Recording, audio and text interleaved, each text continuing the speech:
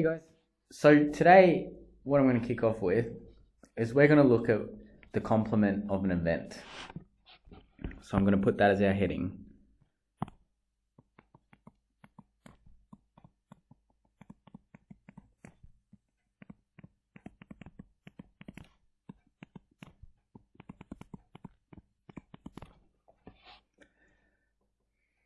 Now, when we're talking about the complement of an event, essentially what we're talking about is the probability of the opposite happening to whatever we're looking at.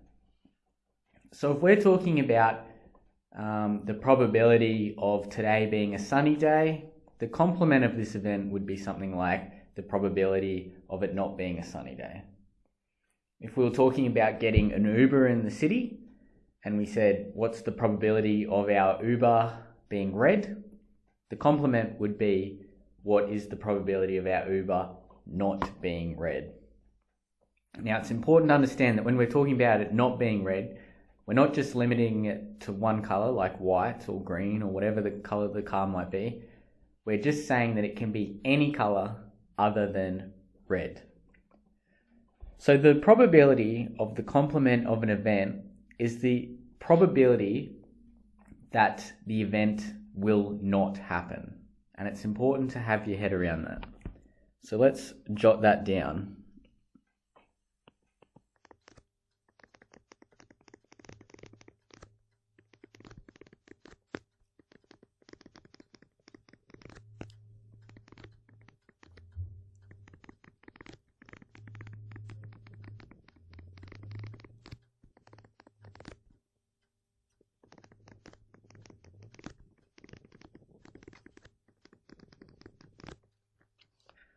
So if we wanted to put an example, so for example,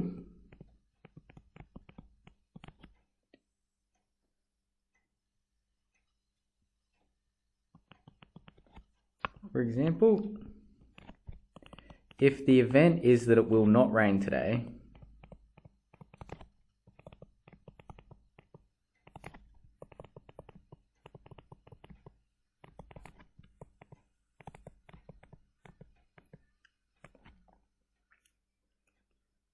the complement would be that it does rain today.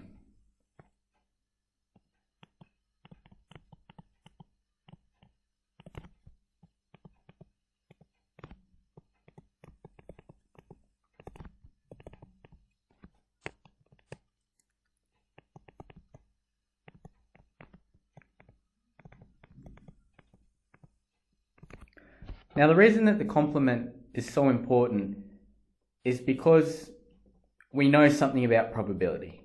We know that if we look at all the different possible outcomes, so like with the die that we were looking at yesterday, where we rolled the die and we could get 1, 2, 3, 4, 5, 6.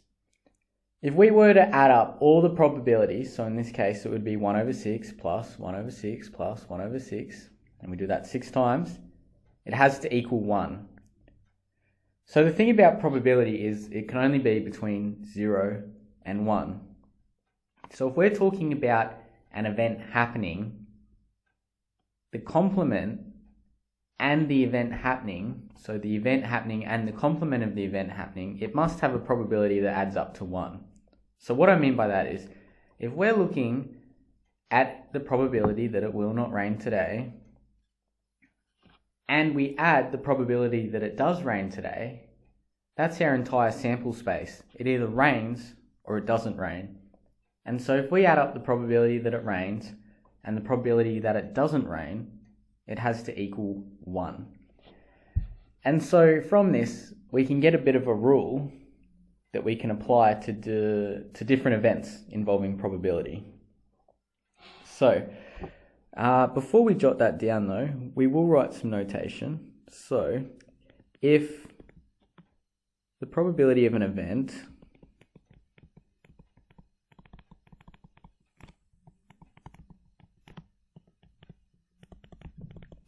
is PR, then the complement,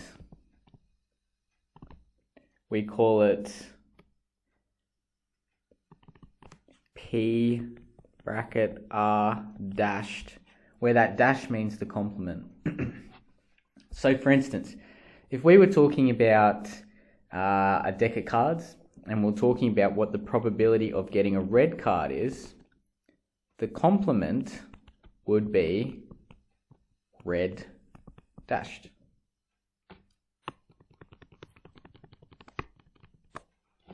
Alrighty. So our rule says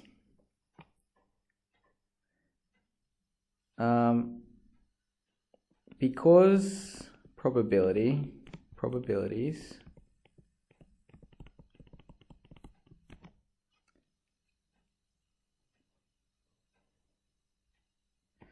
no, we'll change this. Because the probability of all possible events must be equal to 1, we can form the following rule.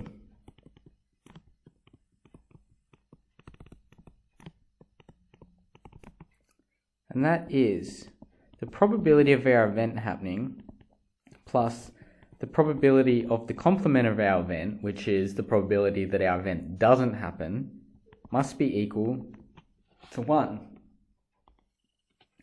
We can also rearrange this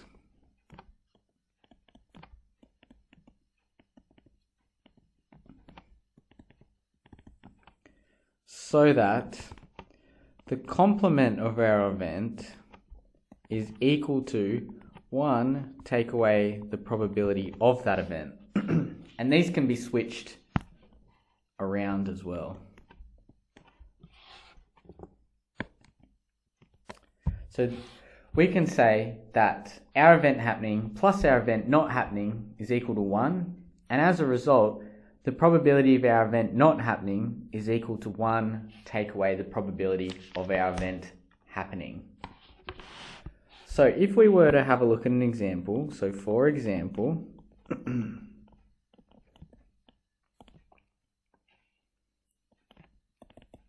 if the probability of rain today is 15%,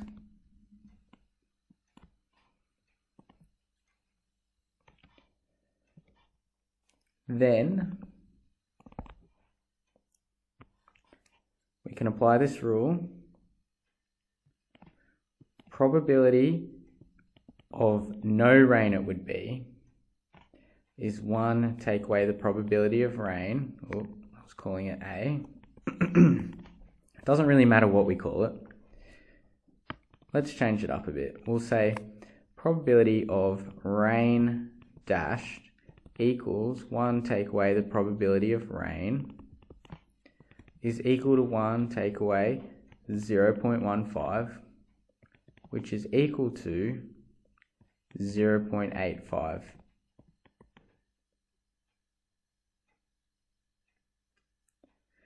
So this means that the probability of it not raining today would be 85%, an 85% chance. Alrighty, let's have a look at a worked example.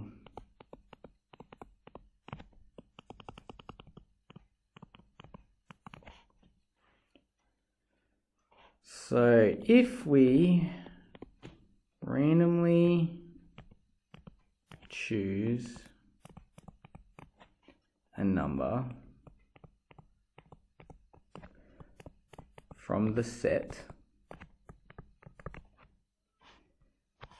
L equals, now we're going to talk about or use our sample space notation because this is what we can draw from.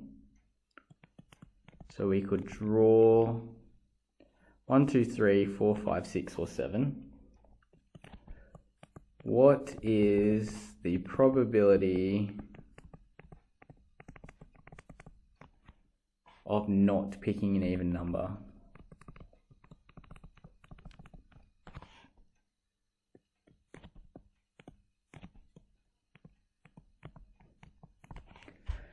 So prior to this lesson, what you would have done is you would have gone through and you would have counted what the numbers are that are not even, so 1, 3, 5 and 7. You would have seen that there's 4 of them, and 4 out of 7 would be our probability of not picking an even number. However, we're going to go about this slightly differently. And there is a lot of advantage to doing it this way because sometimes we don't know all the information. And we're going to say the probability of an even number is 2, 4 and 6, so 3 out of 7. So therefore, the probability of not even, or we could call it even dashed, is equal to 1 take away the probability of even, which is 1 take away 3 over 7. So if you take away 3/7 from a whole, you're left with 4/7, and you can leave it as a fraction. Alright, so that wraps up what we're going to be looking at in this video.